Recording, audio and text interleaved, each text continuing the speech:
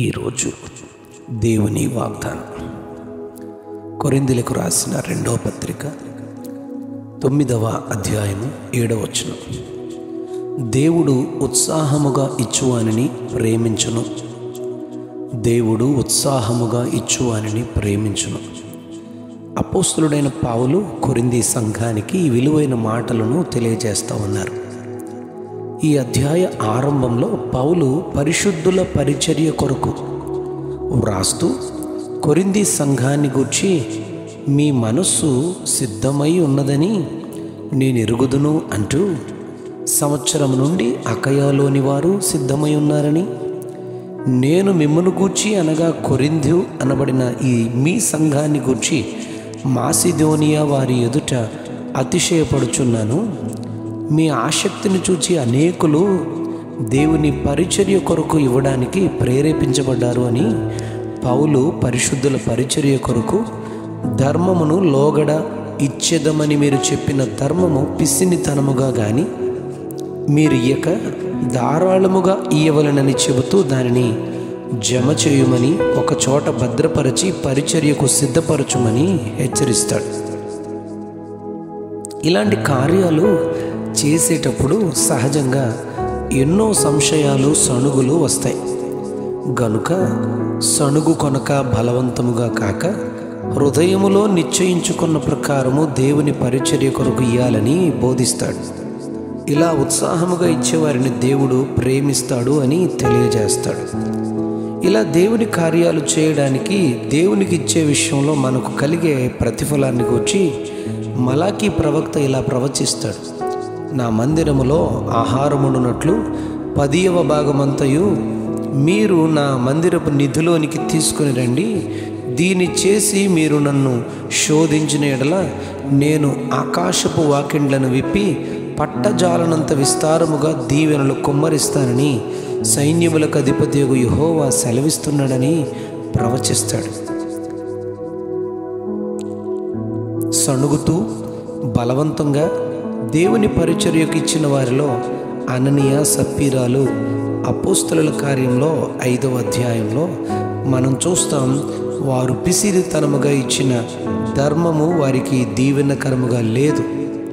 కనుకనే నిర్గమకాండం 25వ అధ్యాయం 2వ వచనంలో దేవునికి అర్పించే వారిలో మనపూర్వకముగా అర్పించు ప్రతి మనుష్యుని యొద్ద దాన్ని తీసుకోవాలి అని యాజకునికి దేవుడు బోధిస్తాడు.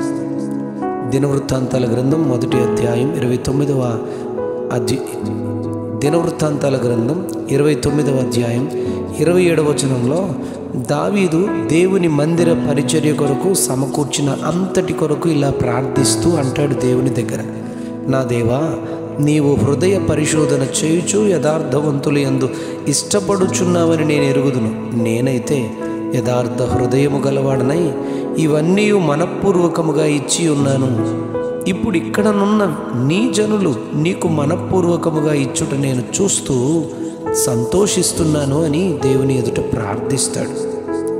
మీరు గమనించారా? పౌలు కూడా ప్రతివాడు తాను హృదయములో నిశ్చయించుకున్న ప్రకారం ఇయ్యాలి అని బోధిస్తాడు.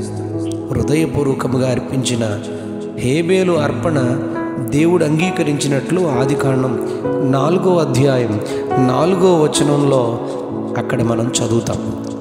ఇస్సాకు అను తన కుమారుని దహన బలిగా అర్పించమని అబ్రహాము కూడా ఆదికాండం 22వ అధ్యాయం 3వ వచనంలో 12వ వచనం 13వ వచనం 16వ వచనాల్లో ఇస్సాకును బలి అర్పించబోగా దేవుడు ఇస్సాకుకు ప్రతిగా పొట్టేలును దేవుడు చూపించి దానిని బలిగా అర్పించమని తనకు అందిస్తాడు.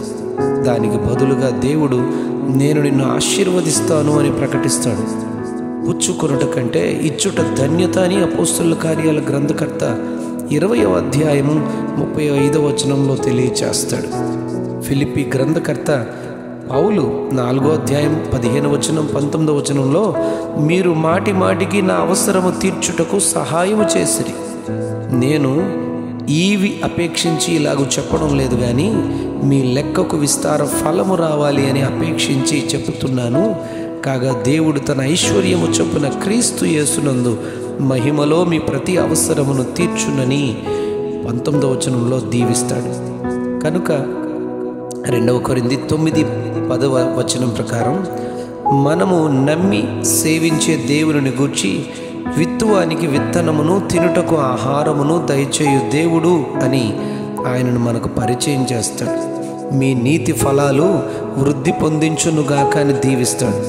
దేవుడు ఉత్సాహముగా ఇచ్చు వారిని ప్రేమించునని వాగ్దానం దేవుడు చేసినట్లుగా ఆయన పని కొరకు పరిచర్య కొరకు ఉత్సాహముగా సణుగు కొనక బలవంతముగా కాక హృదయములో నిశ్చయించుకున్న ప్రకారము ఇచ్చే మంచి మనస్సు, సమయము, సమృద్ధి అయిన ధనము ఆయనే అనుగ్రహించి మనలను ఆయన మహిమగల రాజ్యము నిర్మించుటకు కట్టుటకు వాడుకొనుగాక. Amen, amen, amen.